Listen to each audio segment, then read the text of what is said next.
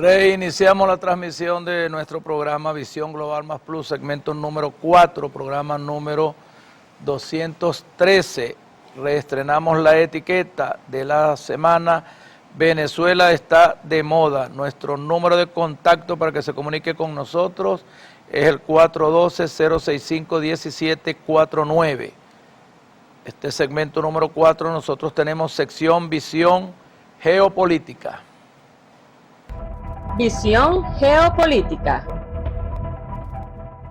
Y el tema de introducción necesario, porque acaba de terminar la semana pasada lo que fue en la Asamblea General de la Organización de las Naciones Unidas todo lo referente a la suspensión del bloqueo contra Cuba. Por eso el título de Visión Geopolítica es Cuba libre, elimine el bloqueo, imperio criminal. Repito, Cuba libre, elimine el bloqueo, imperio criminal. La Asamblea General de las Naciones Unidas reiteró el pasado miércoles por 32ª vez de forma inequívoca su posición contra el embargo económico de Estados Unidos a Cuba y pidió que se ponga fin a esa imposición unilateral. La resolución obtuvo este año 187 votos a favor, 2 en contra, Estados Unidos e Israel, y una abstención de Moldavia. Durante 2 días los representantes de los Estados miembros de la Organización de las Naciones Unidas y de bloque de países desfilaron por el podio de la Asamblea para explicar su voto e insistir en el carácter ilegal del embargo, afirmar que constituye una violación flagrante y sistemática de la Carta de las Naciones Unidas y exigir su levantamiento. Los delegados destacaron el daño injustificado que el bloqueo inflige al pueblo cubano al privarlo de ingresos indispensables e insumos tan esenciales como los medicamentos. Del mismo modo, los Estados Unidos de Norteamérica manifestaron su posición a la inclusión de Cuba en la lista de países que patrocinan el terrorismo y se pronunciaron firmemente por su retiro de dicho listado. Precisamente que por el contrario la nación caribeña se ha caracterizado por su solidaridad en los momentos de crisis nacionales e internacionales. Vamos a pedir un audio video con Bruno Rodríguez y regresamos para el comentario. Bloqueo contra Cuba. Con sus votos a favor, reafirmarán el derecho de nuestro pueblo y de todos los pueblos a defender su independencia, soberanía y libre determinación sin injerencia ni intervención extranjera. Al presionar el botón verde en sus mesas, confirmarán, como ha ocurrido en 31 ocasiones anteriores, que el bloqueo contra Cuba es una violación flagrante de la Carta de las Naciones Unidas y el derecho internacional y debe cesar.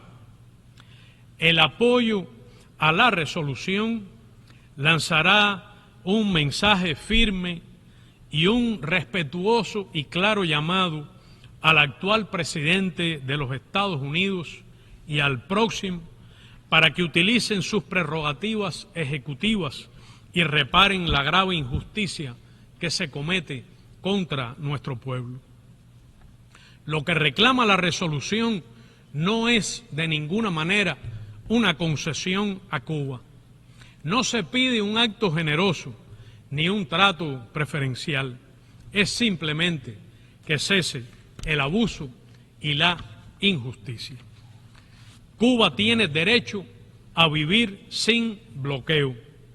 Los cubanos le dicen al presidente Joseph Biden, tumba el bloqueo. Los colosales desafíos no nos amilanan. Como expresó el comandante en jefe Fidel Castro Ruz, y cito, continuaremos resistiendo las consecuencias del bloqueo que algún día será derrotado por la dignidad de los cubanos, la solidaridad de los pueblos y la casi absoluta oposición de los gobiernos del mundo y también por el creciente rechazo del pueblo norteamericano. Fin de la cita. El respaldo de ustedes a la resolución será también un justo reconocimiento a la heroica resistencia del noble, digno y solidario pueblo cubano. Bueno, excelente discurso del canciller ante la Organización de las Naciones Unidas sobre el bloqueo o la eliminación del bloqueo a la hermana República Libre, Soberana e Independiente de Cuba, de Bruno Rodríguez. Por eso nosotros hemos colocado aquí, por la importancia en este segmento Visión Geopolítica, el tema de Cuba Libre, elimine el bloqueo, imperio criminal. Vamos a hacer una breve historia. Pudiéramos decir que a partir de 1995 se inicia el incremento de lo que es la independencia de Cuba, que era colonia, fue la última colonia, último bastión de la colonia española en el Caribe, en Latinoamérica. En 1895 muere el prócer de la independencia, José Martí en Combate. Conocemos a José Martí como el padre de la independencia, la soberanía de Cuba, y aun cuando no era un guerrerista, bueno, un hombre, un letrado, un historiador, poeta, escritor, un hombre nacionalista, independentista, inicia y con su fallecimiento en 1895 llegamos a 1899 y ahí los independentistas de Cuba se unen necesariamente, engañados a veces quizás, al naciente imperio de los Estados Unidos de Norteamérica, no naciente imperio, que los Estados Unidos fundaron su república y se independizaron de Gran Bretaña en 1776. Lo cierto es que los líderes revolucionarios del momento pactan con los Estados Unidos de Norteamérica y definitivamente se acuerda ya la desalojo o el retiro total de las tropas del Imperio Español ahí en las playas de Cuba. Bueno, pasa una serie de años ahí entre gobiernos, dictaduras, etcétera, y para 1952 el joven Fidel Castro y un grupo de jóvenes revolucionarios intenta el asalto al cuartel Moncada y a otros cuarteles, dos cuarteles más, ahí cerca de la capital, La Habana, Cuba, sin éxito. Esto le tocó el exilio y recordemos aquella célebre frase de Fidel Castro cuando salió absuelto de los tribunales y lo envían al exilio, se va a México y dice: la historia me absorberá. ¿Y de qué manera? ¿Y de qué manera? Se fue después de 1952 y hasta algunos meses detenido hasta México y desde ahí organizó lo que conocemos después en 1956 como el desembarco del Granma, con 80 líderes revolucionarios, llegan a orillas, no casi todos, apenas unos 20, lograron llegar con vida y subir a las montañas, entre esos Fidel Castro, Raúl Castro, Ernesto Guevara, el Che Camilo, Cienfuegos, Huber Matos y bueno, otros descendientes ahí revolucionarios cubanos que en 1959 logran el triunfo de la revolución. Inmediatamente se instala Fidel Castro en el primer periodo del gobierno revolucionario que tomó el poder por la vía de las armas. Muchas batallas, mucho heroicismo en la juventud cubana, el movimiento 26 de julio, apoyándolo en los liceos, en las universidades, en las fábricas, en los sindicatos, con los campesinos. Bueno, lo cierto es que el inicio de la Revolución Cubana se da con una serie de nacionalizaciones de grandes corporaciones de la industria de la caña de azúcar, del tabaco, del ron y otros establecimientos imperiales como las telecomunicaciones, los trenes, etcétera. Lo cierto es que a partir de ese momento en los Estados Unidos gobernaba Eisenhower, que ya había impuesto un embargo en 1958 contra las armas o el tráfico de armas, porque ahí en Cuba, la Cuba de el sargento Batista, el dictador que llegó a ser general, estaba ocupada por grandes corporaciones del libertinaje, no solamente, digamos, turismo, no, allá había prostitución, tráfico de armas, tráfico de drogas, ahí era Cuba el gran casino. Nuestras Antillas Mayores se habían convertido en el gran casino de los Estados Unidos de Norteamérica por su cercanía. 300 kilómetros separan, o 280 millas náuticas, separan a la isla de Cuba, del sur de la Florida, de Cayo Hueso.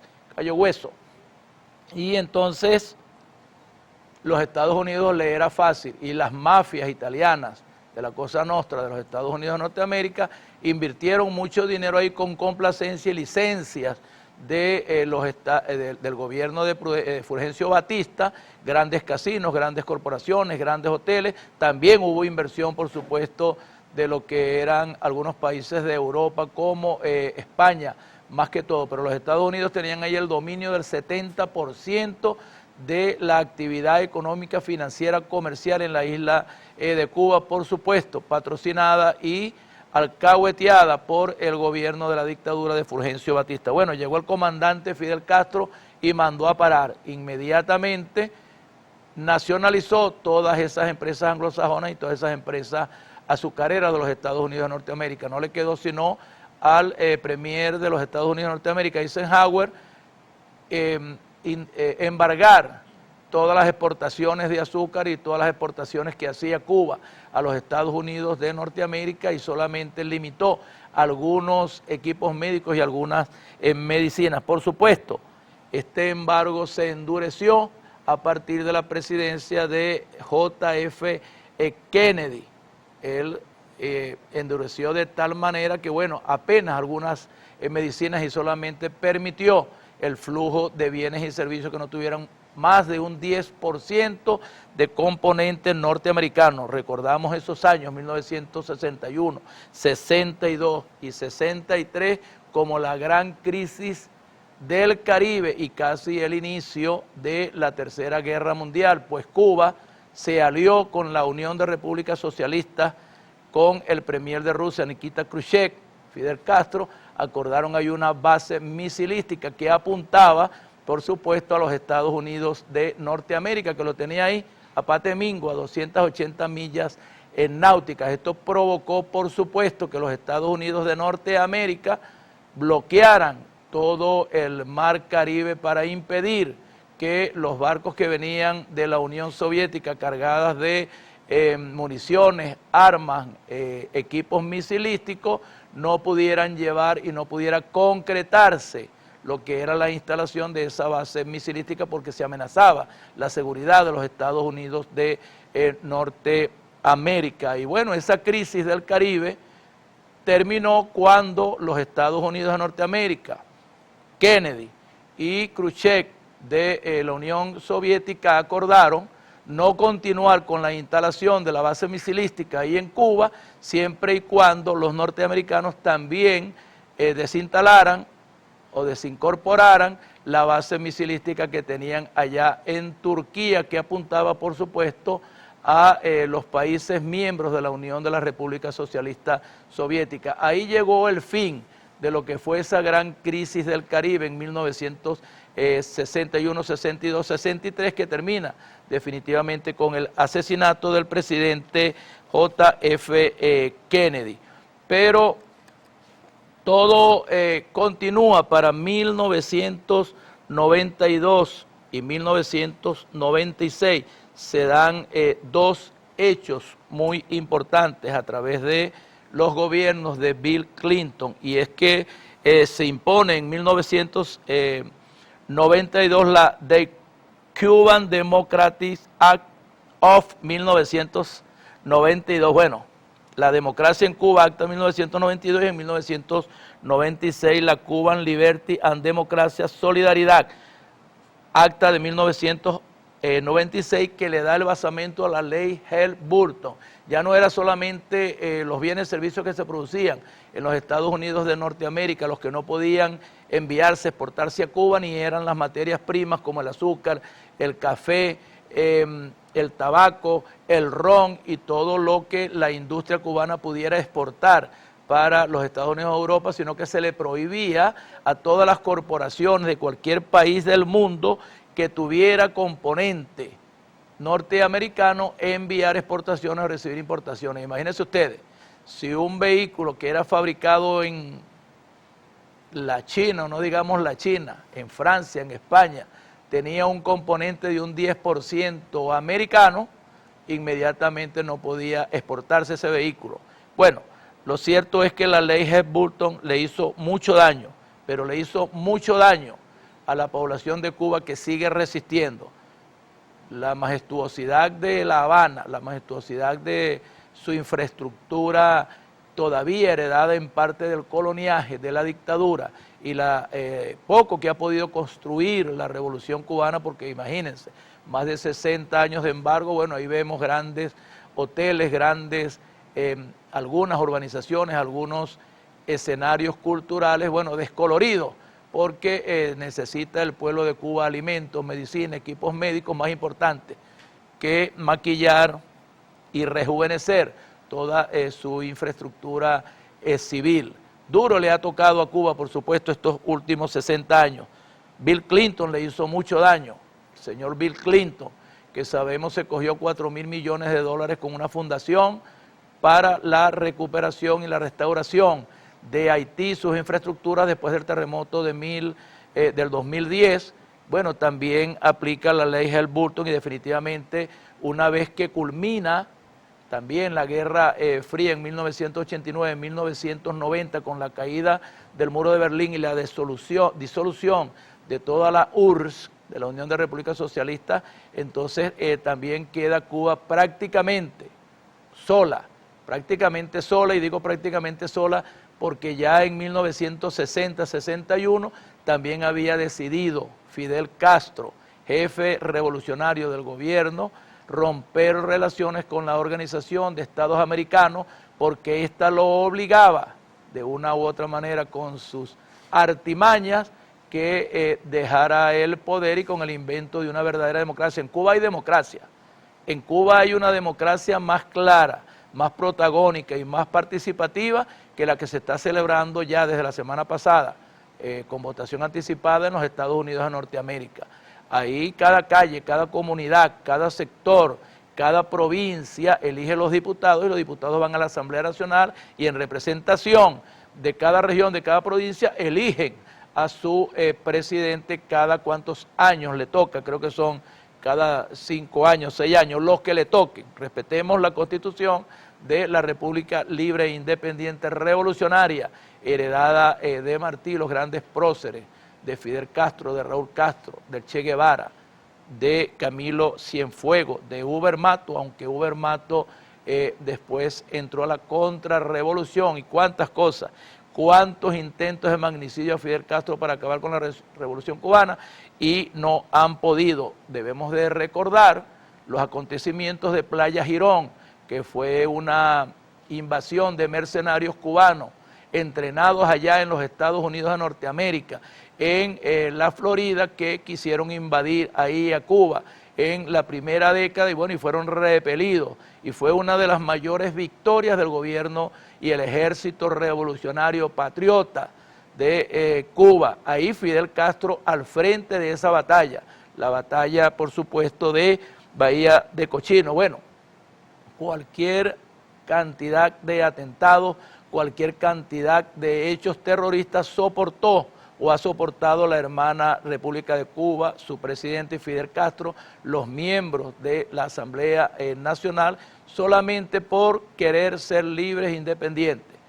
Se fue la Unión Soviética y recibieron menos ayuda. Bueno, Cuba no se rindió, con problemas en el sistema eléctrico, con problemas en el sistema de agua, con problemas en sus infraestructuras, en sus puentes, en sus generadores, en sus trenes. Ahí sigue resistiendo con sus carritos de 1955, 1940. La industria azucarera fue embargada y llegaron a cero exportación. Los precios bajaron en lo que hoy conocemos como la Unión Europea y en los Estados Unidos. Pero así Cuba ha seguido resistiendo y seguirá resistiendo.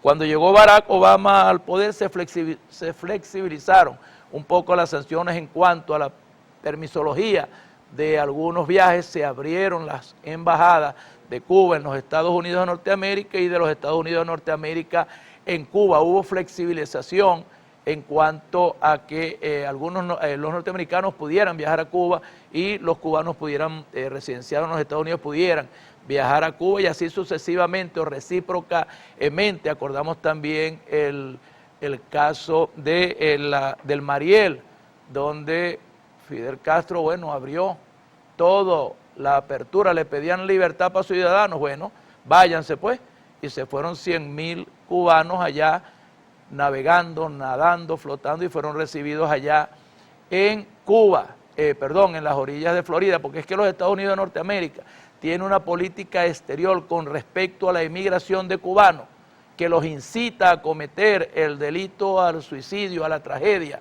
porque le compensan a aquel cubano que llegue allá volando, que llegue en una balsa a las orillas, es recibido y si tiene familiares le dan su estatus para que se queden, le buscan trabajo, etcétera. Recordemos también el caso de Elian, recordemos también todos los casos de los sobrevuelos privados y los sobrevuelos también de unidades militares aéreas de los Estados Unidos de Norteamérica. No le ha tocado fácil a Cuba, ha querido ser invadido por perros de la guerra, por mercenarios, han patrocinado y financiado a los Estados Unidos de Norteamérica cualquier cantidad, más de 600 magnicidios contra Fidel Castro, Raúl Castro y otros miembros. ¿Cuánta pérdida de dinero? Muchísimo dinero ha perdido Cuba, muchísimo ha dejado de producir azúcar. Sigue teniendo ellos la mejor azúcar, una de las mejores azúcares del mundo, los mejores puros, los habanos.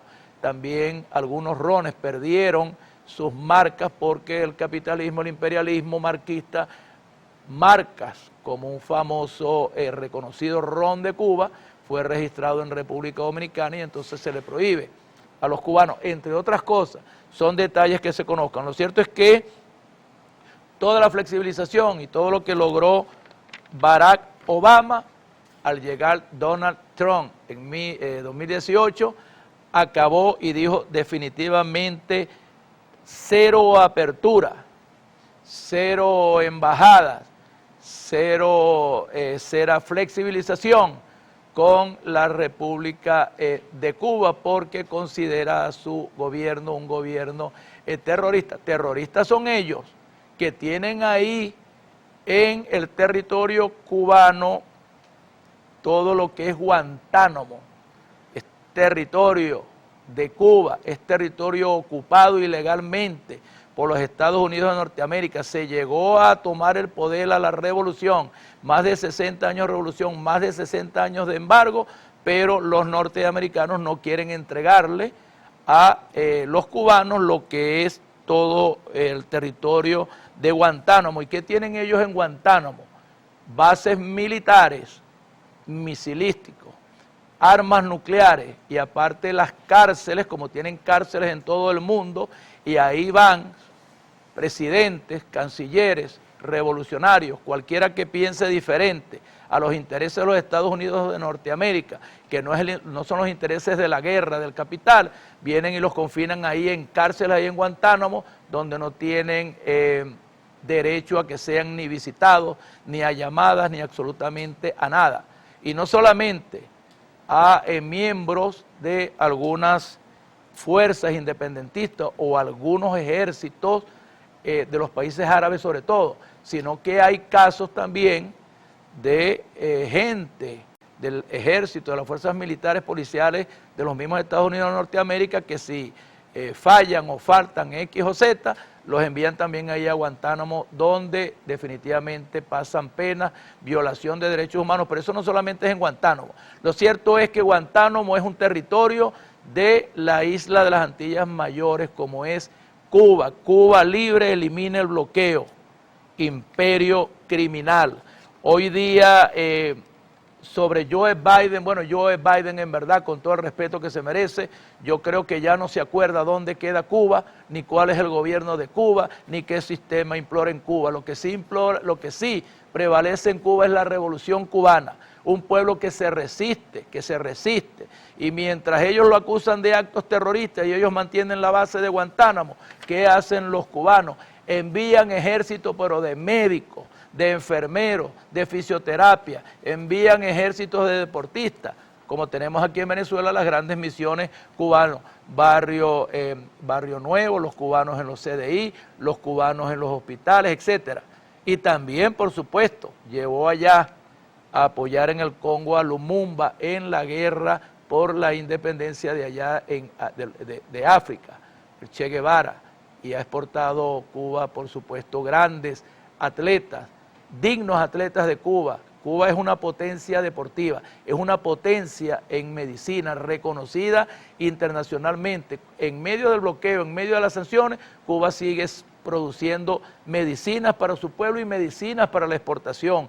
Grandes descubrimientos de medicinas, de vacunas, etcétera, se han dado ahí por el tenaz esfuerzo que ha hecho el pueblo cubano, los médicos cubanos, los docentes cubanos, los maestros cubanos, los cultores cubanos, los artistas cubanos, los atletas cubanos. ¿Quién no va a recordar a tanto atleta que representó a Cuba en las Olimpiadas Mundiales? Y también el canto de Carlos Puebla. Mucho tiene Cuba, mucho tiene Cuba. ¿Cuántos quisieran vivir en Cuba e irse a Cuba? Y quien pierde ahí es los Estados Unidos de Norteamérica, porque miren, Cuba, capital La Habana, tiene una población de 11.256.372 habitantes, tiene una superficie chiquitica. Zulia tiene 109.880 kilómetros cuadrados, el 10%, menos el 10% de lo que tiene Venezuela, que metiendo la Guayana Esequiba tenemos como 1.150.000 kilómetros cuadrados. Su moneda es el peso cubano, es una región mayoritariamente cristiana. Bueno, nuestro hermano pueblo de Cuba, su gobierno, lo felicitamos porque en la Asamblea General de la Organización de las Naciones Unidas, 184 países, 187 votos a favor, 2 en contra, adivina, adivinador, Estados Unidos de Norteamérica e Israel, el Estado sionista socio en el Medio Oriente de los Estados Unidos en contra, y una abstención de Moldavia. Yo creo que el presidente de Moldavia no sabe dónde queda Cuba ni cuál es la historia de la revolución cubana, pero como la Organización de las Naciones Unidas, igual que los BRIC, es un cuerpo colegiado y es por consenso del 100%, entonces lamentablemente, aún cuando 187 países dicen levanten el bloqueo a Cuba, no van a levantar el bloqueo a Cuba. Cuba resistirá un año más, ya es el 33 intento en una asamblea donde mayoritariamente los miembros de la Organización de las Naciones Unidas solicitan el levantamiento del bloqueo y el señor Guterres en esta vez no lo hace. Ahí vimos un video, un audio video con Bruno Díaz, canciller de Cuba ante la Organización de las Naciones Unidas, haciendo un recuento al respecto. Lo cierto es que no habrá bloqueo, no habrá ley Helms-Burton, no habrá amenaza desde la Florida, y los cubanos de la Florida, ya los famosos, murieron. Ustedes se acuerdan del señor Box. El señor Box dedicó toda su vida a asesinar a Fidel Castro y a derrocar a Fidel Castro. Ahí fue y murió, protegido por los Estados Unidos de Norteamérica. Esos sí son terroristas, señores de los Estados Unidos de Norteamérica. Bueno, es suficiente ya celebrar esta Asamblea General de la Organización de las Naciones Unidas, donde el pueblo cubano sigue siendo respetado y dignificado por 187 naciones. No nos interesan si 2 naciones como el Imperio de los Estados Unidos de Norteamérica y el Estado sionista de Israel le dice no al levantamiento del embargo. Igual nosotros seguiremos resistiendo aquí en Venezuela. Resiste Nicaragua, resiste Cuba, resiste Corea del Norte, que resista todo país, Rusia, que se siente amenazado, embargado, sancionado o bloqueado por el imperio de los Estados Unidos de Norteamérica. Bueno, vamos a seguir aquí rapidito con estas noticias, porque es que tenemos más noticias. Evo Morales comienza una huelga de hambre. El exmandatario boliviano cumple su segundo día de huelga de hambre para forzar al gobierno de Luis Arce a dialogar sobre sus demandas políticas y económicas, las cuales mantienen a sus seguidores en el bloqueo de carreteras en el centro del país hace 21 días. Vamos rápido ahí con este audio video y regresamos con el comentario. pueden detenerme. Ojalá que no me maten, por favor. Estaba muchas veces en la cárcel, no tengo ningún miedo. Pero no me voy a ir a Bolivia. Estoy con mi pueblo. Y con el pueblo vamos a resistir, vamos a enfrentar y vamos a derrotar un gobierno corrupto, un gobierno narco. Y sabe todo el mundo entero sabe. Y el movimiento indígena, la gente digna, esa reserva moral de la humanidad, no se vende ni se rinde. No me va a rendir ni me va a vender. Bueno, ahí tenemos a Evo Morales, es presidente de Bolivia, hablando sobre el tema del intento de asesinato. Ahora se somete a una huelga de hambre para quien fue su discípulo político y a quien él postuló para la presidencia de la República.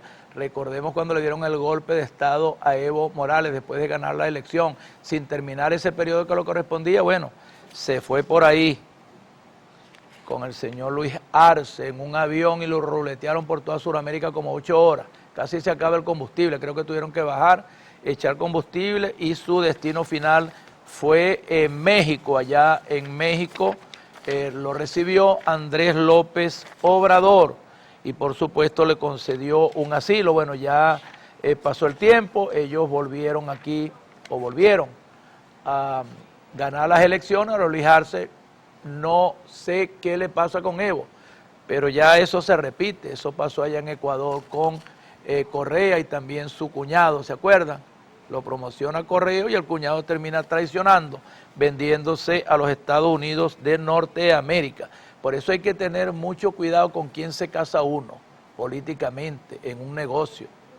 Es muy importante conocer en verdad quiénes son sus discípulos, quiénes construyen con uno un proyecto de un negocio, un proyecto de familia, un proyecto político. Uno debe de tener ahí lo que yo digo normalmente al equipo de gobierno de Almirante Padilla: el equipo, el roster, el cuadro, el line-up, jugar cerrado y el cuadrito, el manager y los coax. Ahí definimos la política y si el equipo obedece la seña, seguro vamos a hacer un equipo victorioso. Buenos éxitos para Evo en esa huelga de hambre y ojalá Luis Arce no te deje morir, por favor. Aquí tenemos 54 países solicitan embargo de armas a Israel. Este domingo 3 de noviembre el ministro de Relaciones Exteriores turco Hakan Fidan anunció que su país envió a la Organización de las Naciones Unidas un proyecto de resolución firmado por 54 países con el fin de imponer un embargo de suministro de armas al Estado de Israel.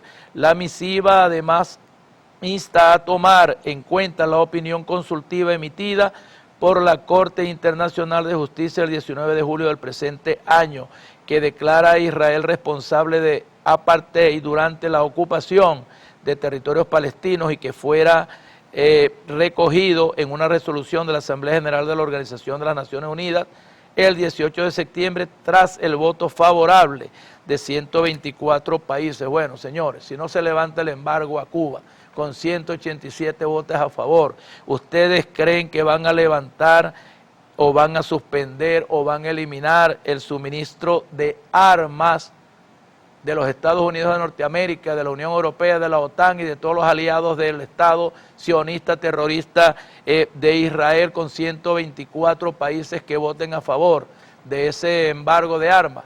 Miren, los Estados Unidos de Norteamérica ha invertido apoyando al Estado sionista de Israel para equipar a su ejército, a sus fuerzas militares, a sus perros de guerra, porque son mercenarios. Cuando un ejército traspasa la frontera de otra nación libre, soberana, independiente, así no haya sido reconocido el Estado-nación de Palestina, bueno, pudiera decirse que es un ejército terrorista, genocida, que está acabando y quiere acabar con toda la etnia, la raza palestina.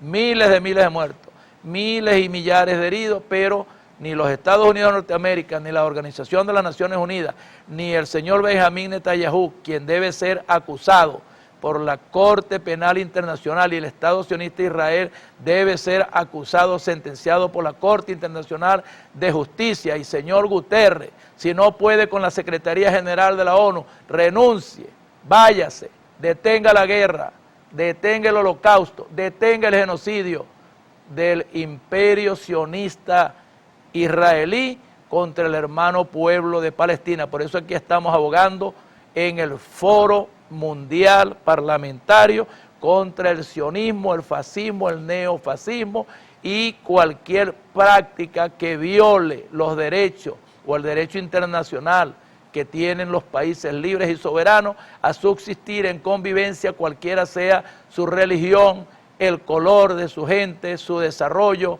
emergente, desarrollado o no. Esa es la verdad. Bueno, vamos a pedir un video. Se prepara una invasión de Estados Unidos a Venezuela con el beneplácito de Brasil. Vamos rápido porque el tiempo me está pasando y todavía me falta el segmento número 5. En los pasillos, en los corredores de Washington, en el mundo diplomático, consular, embajadas, se corre el rumor, el secreto a voces, que los Estados Unidos estarían preparando una invasión contra Venezuela para los primeros días de enero. Y que esta hipotética invasión sería al menos con el beneplácito de países como Brasil y Guyana. Digo al menos con el beneplácito, por no decir con la participación. Esto explicaría en esta hipótesis que estamos lanzando la actitud vergonzosa, bochornosa y traicionera de Lula da Silva, del gobierno de Lula da Silva y de Itamaraty. Países de los BRIC estarían al tanto de lo que yo les estoy diciendo. Bueno, esta es la patria heredada de nuestros pueblos originarios, de nuestros negros traídos esclavizados de África, pero que le dieron a los franceses bien duro allá en Haití en 1791 con la Revolución de Negros que los desplazó del poder. Y aquí tenemos ejemplos: José Leonardo Chirino, Gual y España, el 19 de abril, el 11 de abril, la batalla de Carabobo y la batalla naval del Lago. Suficientes héroes hay aquí, quedaron aquí caídos.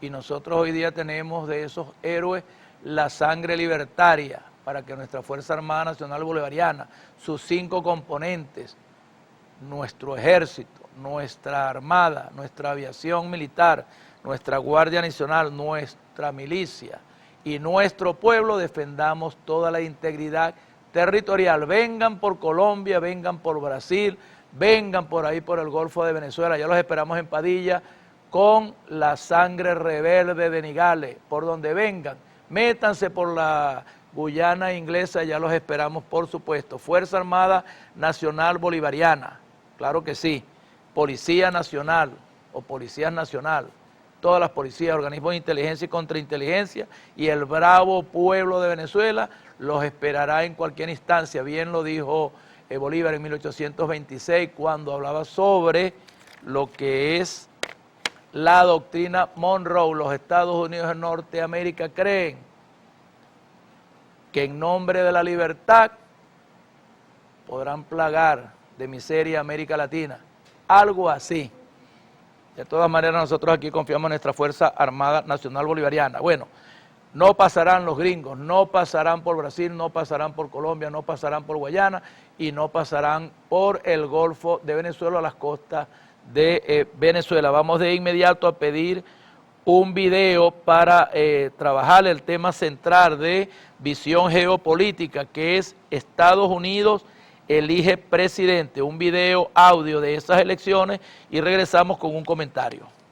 El próximo 5 de noviembre, Kamala Harris y Donald Trump se medirán en las urnas. Para llegar a la oficina oval necesitan 270 de los 538 votos electorales en los 50 estados de la Unión. Y sí, Texas con sus 40 votos electorales, California con 54, Florida con 30 o Nueva York con 29 son bastiones partidistas cruciales para ganar la carrera electoral, pero no son los que definen la victoria. De los 50 estados, ambos candidatos tienen la mira puesta en 7, los llamados estados péndulo, que aunque cuentan con pocos votos electorales, si oscilan al azul demócrata o al rojo republicano, inclinan la balanza. Estos son Arizona, Georgia, Michigan, Nevada, Carolina del Norte, Pensilvania y Wisconsin, a los que preocupan temas como el control fronterizo, planes económicos, el fracking, la política exterior y la situación en Gaza, cobertura médica, inflación, entre otros temas.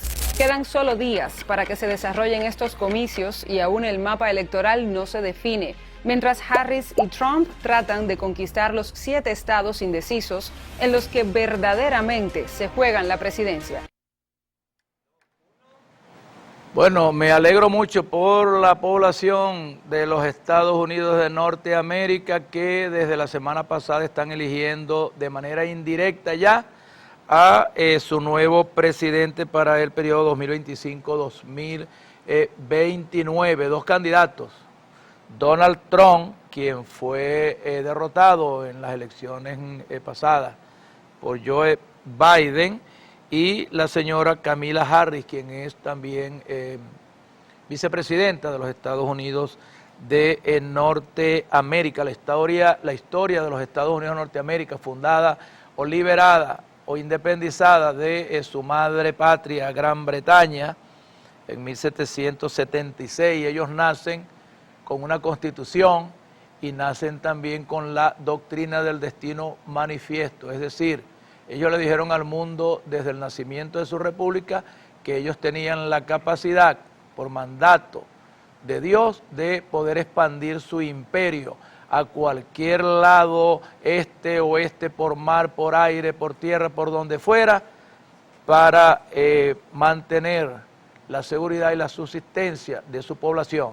Y después impusieron en 1823 lo que conocemos ya y hablamos un poco sobre la doctrina Monroe, 2 doctrinas aún vigentes, la doctrina del destino manifiesto y la doctrina Monroe, América para los americanos. Bueno, son varios candidatos, pero repito, los 2 candidatos que en verdad tienen opción es Donald Trump por el Partido Republicano y Kamala Harris por el Partido Demócrata. Los otros candidatos en verdad no tienen opción. Hasta este momento dicen que hay un empate técnico, esto fue a las 12 del día, pero ahora mismo cuando venía el programa, que Kamala Harris ya ha votado el 55% anticipadamente, es decir, las urnas se abren mañana, ya se puede votar por correo, allá se puede votar vía internet, allá se puede votar en una farmacia, en un centro comercial, etcétera. Bueno, la tecnología, gracias al desarrollo que ellos tienen por todo lo que le ha saqueado a los países pobres emergentes del mundo, ellos tienen esa capacidad. Ahora imagínense ustedes una elección aquí en Venezuela, si la hacemos como las hacemos, con el mejor sistema que las hacemos, con testigos de mesa, con plan república, como todo, se nos niega y se nos dice que hay fraude. ¿Cómo será si nosotros pudiéramos votar así por aquí, por allá, por Hipostel, por internet, etcétera, etcétera? Bueno, ese es su sistema electoral y yo lo respeto. Igual ellos no votan directamente el presidente de la República. No es una votación libre, directa, secreta, universal. No, ella es una elección de segundo grado. La población que habita los 50 estados de la Unión van y votan en los estados menores o los estados más grandes, pero esos votos se contabilizan proporcionalmente de acuerdo a la cantidad de los colegios electorales, que son los que definitivamente dicen quién es el presidente o no es presidente, quién ganó y no ganó. Bueno, acuérdense que cuando Hillary Clinton le ganó a Donald Trump, ella sacó a nivel de la masa electoral total de toda la población un poco más de 5 millones y terminó perdiendo porque los colegios electorales favorecieron a Donald Trump.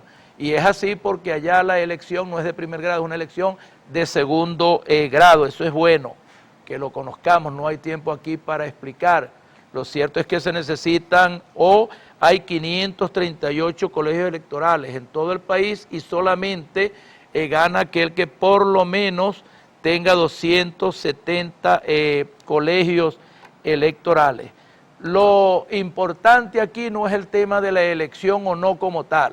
Gane Kamala Harris o gane Donald Trump, ¿en qué nos favorece eso a nosotros en Venezuela? En nada, porque es que estos señores no presentan un plan de gobierno, un programa de gobierno ni de los demócratas ni de los republicanos. Su plan de gobierno es el establishment burgués de los Estados Unidos, de los grandes capitales, de los dueños de la riqueza de los Estados Unidos y del mundo, del Pentágono, de sus fuerzas militares. Ellos son en verdad los que deciden. Su pueblo, un pueblo grande, generoso, los Estados Unidos de Norteamérica. Ellos han tenido magnicidios, asesinatos de varios presidentes en toda la historia, desde la fundación de la República. Tuvieron su guerra federal, donde murió, bueno, casi la mitad de la población de los Estados Unidos de Norteamérica. Nosotros tuvimos nuestra guerra de independencia y murió la mitad de los venezolanos. Tuvimos nuestra guerra de federación, tuvimos nuestra revolución libertadora y nuestra revolución restauradora, tuvimos la dictadura de Gómez, de Marcos Pérez Jiménez, la dictadura de la Cuarta República, y ahora somos libres, independientes y soberanos en la Quinta República. Que ellos elijan su presidente. Ahora, ¿en qué nos favorece? ¿Acaso el presidente, el candidato Donald Trump o Kamala Harris, la señora Kamala Harris, que viene de tener una trayectoria política como fiscal del distrito, como senadora, como vicepresidente? ¿Cuál es la propuesta para Venezuela? ¿Cuál es la propuesta para las sanciones coercitivas unilaterales contra Venezuela? ¿Cuál es el programa de gobierno para el levantamiento del bloqueo de Cuba, de Nicaragua, de Rusia? ¿Cuál es el planteamiento para que termine la guerra de Ucrania y Rusia? ¿Cuál es el planteamiento para detener el genocidio del Estado sionista de Israel contra nuestro pueblo palestino? ¿Cuál es la solución para nuestros hermanos de Haití que se están matando entre ellos mismos? Entraron fuerzas militares de África, policiales de Kenia, y aún sigue ahí, se sigue ahí sin gobierno y sin control.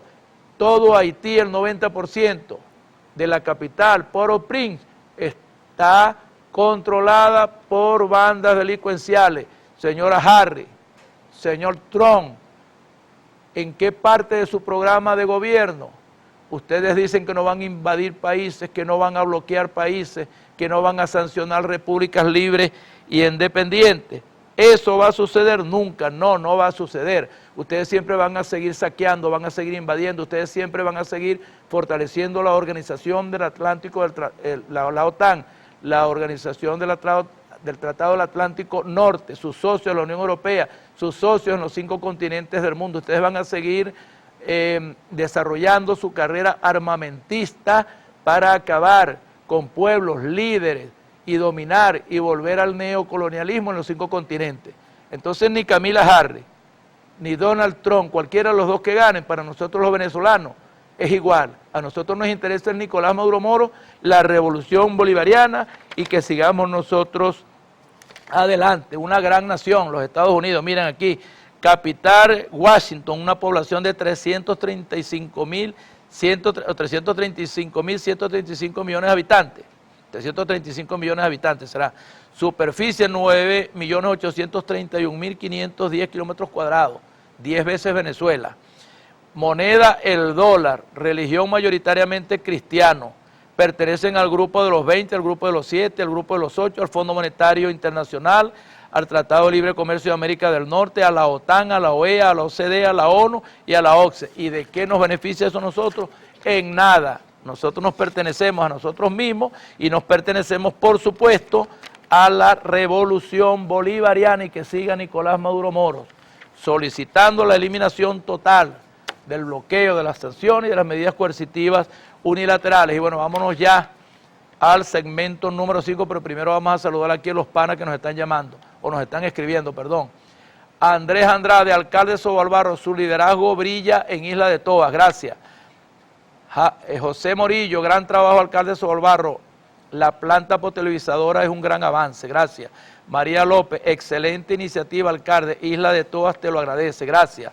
Daniela Parra, saludos, alcalde, su análisis sobre las sanciones de Cuba es acertado y necesario para avanzar, claro que sí. Claudia Gómez, la visión global que propone es fundamental para el desarrollo de nuestra comunidad. Javier Torres, su compromiso con la verdad es el levantamiento de sanciones, es admirable, gracias. Ana Ruiz, gracias por defender los intereses de Venezuela en el contexto más complejo.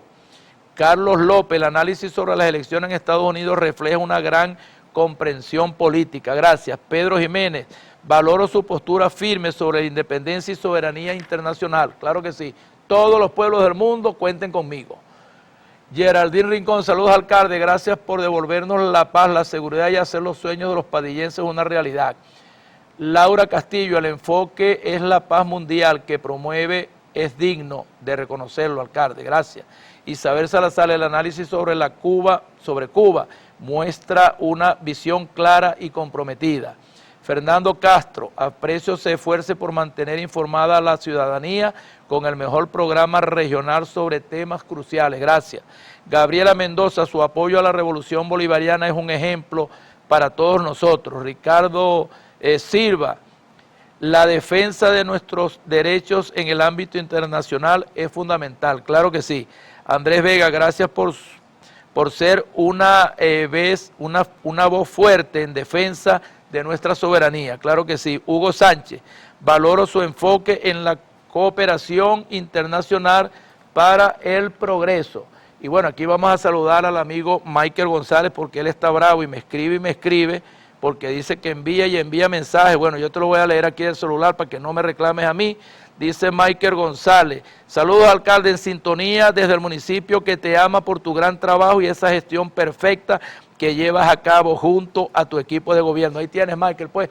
Bueno, saludos a todos. Vamos a un video de cierre de este cuarto segmento y regresamos con el último segmento, segmento número 5, Visión Global Más Plus, programa número 213. Bueno, primero lo hemos mencionado. Nosotros respetamos y respetaremos, obviamente, la decisión del pueblo de Estados Unidos. A quien el pueblo de Estados Unidos elija, vamos a trabajar conjuntamente. Una vez que, vamos a ver qué pasa mañana, quién obtiene la mayoría, si es que mañana hay un resultado posteriormente, y nosotros vamos a decidir hasta que no se termine todo el proceso electoral de Estados Unidos. No nos vamos a manifestar, no decidir, sino a manifestar hasta que no termine todo el proceso electoral. Así debe ser, así lo hizo en su momento el presidente López Obrador, y es la misma actitud que debe tomar el gobierno de México. Entonces, va a ser de esa manera. Una vez que las instituciones estadounidenses electorales tomen su decisión respecto al próximo presidente o presidenta de los Estados Unidos, estaremos ya en contacto con el próximo presidente o presidenta.